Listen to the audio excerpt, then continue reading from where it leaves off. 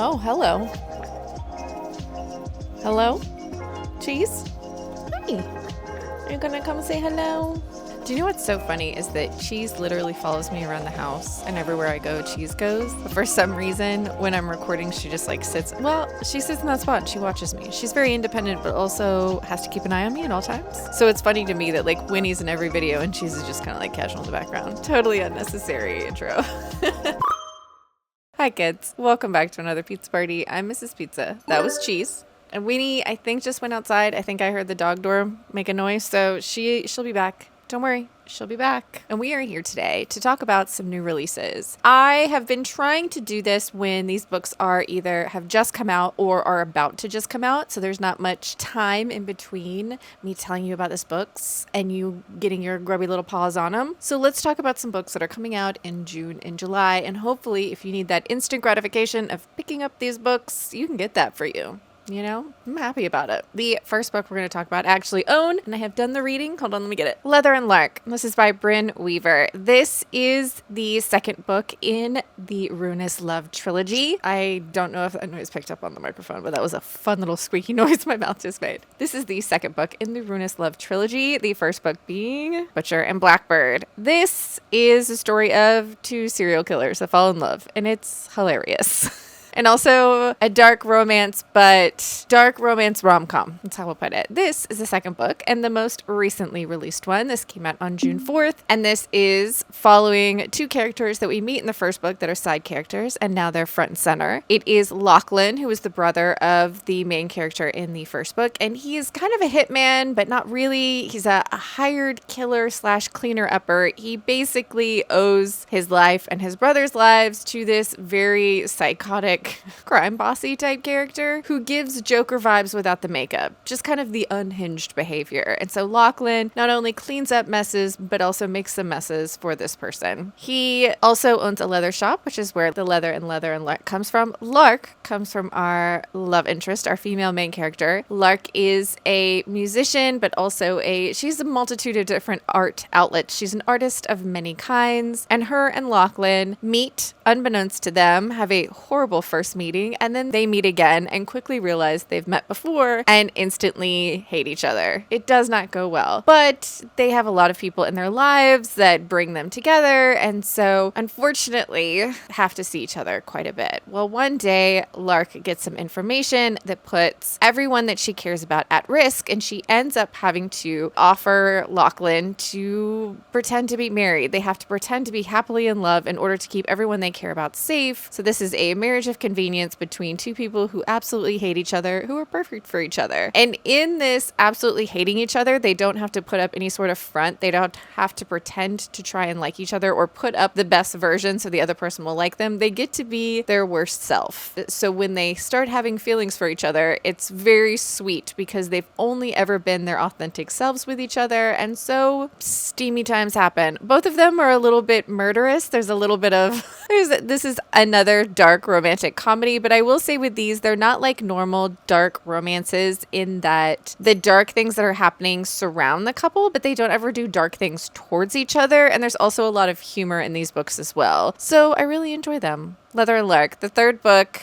will be coming out, I believe, next year, and I can't wait. I had to change my battery. If things change, that's why. The next book we're going to talk about is Horror Movie, and this is by Paul Tremblay. This comes out on June 11th. This is another haunted, culty, scary movie type horror novel. This is the story of a cult film. It's got quite a following that was made in the early 90s and never completed. Only 3 of the scenes, I believe, were ever released to the public, but of course, it has rabid fans. Everybody loves the lore and crazy behind the scenes story of this horror movie that never was. And the one surviving member of the cast is now involved in a big budget remake of this horror movie with things start going a little sideways. There's a lot of lore and mystery around what happened around the original movie. There's a lot of crazy things happening around the remake. Haunted, culty, horror movie stuff. I've only read a short story by Paul Tremblay, and I enjoyed it enough that this has got me really interested. I love the idea of a haunted horror movie. The next book that comes out on June 18th is Craft Stories I Wrote for the Devil, and this is by Amanda Lima. This is a collection of short stories all under the umbrella tale of this main character at a Halloween party in 1999 sleeps with the devil. And then the devil keeps popping up in their life for many years to come, and they write these unhinged short stories for the devil every time they encounter them, I believe. It's a collection of short stories with this overarching through line that is these were all written for the devil. This sounds like it takes place in multiple countries. It says that one of the short stories involves a vending machine full of bite-sized humans. It sounds chaotic and crazy, and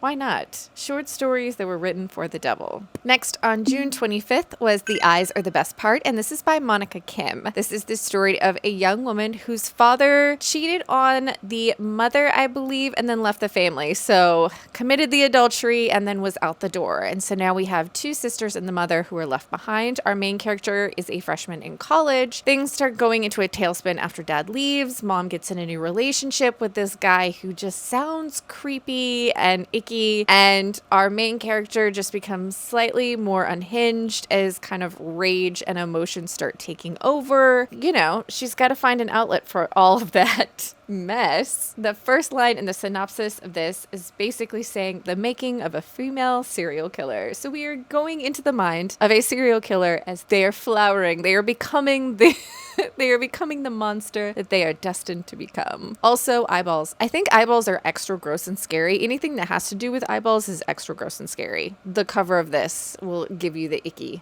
feelings. Who doesn't want to watch somebody just like completely become unhinged and become a serial killer? That sounds terrifying. Next, we are moving on to July, and the first book we're going to talk about is Pink Slime. This is written by Fernanda Trias and translated by Heather Clearly, and this came out on July 2nd. This is a dystopian story. Our main character is a woman who is surviving in a post-plague world. There's some kind of like algae that causes some kind of horrible disease. The world has ended. You know, the world is over, and we have people surviving. Well, it sounds like all kinds of food that you would usually eat are now unsafe, or they don't know if they are safe. Livestock and plant life is being affected by this plague, and so the only thing that is safe to eat is this pink slime that has mysterious ingredients that is produced by this shady corporation. Nobody knows what's in the pink slime, and the corporation is the only one making it, so people are surviving on this pink slime, which sounds... Is pink slime going to be people? I don't know. I'm worried it's going to be people. We have our main character who is surviving with her vulnerable yet sounds like very difficult mother, her ex-husband who she still has feelings for, and the young boy that she nannies whose parents hijacked it out of there. They sent the boy off when all of the started hitting the fan, and so now the boy she nannies is 100% her responsibility. This is surviving off pink slime after the world has ended and still having to hold together these relationships that are basically going to be the only thing that keeps you going. I bet pink slime is people. I hope it's not. But what if pink slime is people? The next book that comes out after that comes out on July 9th, and this is The Sky of Fire by Jenn Lyons. This is a standalone fantasy, which we all love a standalone fantasy, and is said to be for, well, they put all the standalone fantasy or dragon fantasy buzzwords on this, but this actually said it was for modern fans of the Dragon Riders of Pern, which I have, but have not read. I think they're on my shelf over there. This was a bad choice. I miscalculated. I've never read it, but it's on my shelf, which I need to pick this up. This is dragon fantasy. So anything that was dragon fantasy, I think they even listed like Naomi Novik's dragon fantasy. They were like, hey, you like dragons? This has got dragons in it. Come on down. This is the story of a main character who has lived a solitary existence for reasons. They wanted to be left alone. When one day they are saved from an evil warlord by a band of adventurers and kind of get wrapped up in their crazy adventurer escapades. They're going to try and, I believe, infiltrate some sort of horde that a dragon / bad guy has, and our main character gets wrapped up in this whole endeavor. But they might have a history that makes this even more dangerous for them. This was basically touted as a high-stakes adventure in the world of conniving dragons and daring heists with a little bit of spice on top. So there's going to be a little bit of at least a little romance happening as well. I guess that's why they said fourth wing, because dragons and Winnie, you are very hot because you've been outside, huh? But that comes out on July 9th, and I'm very excited for standalone fantasy with dragons. The next book that also comes out on July 9th is The SpellShop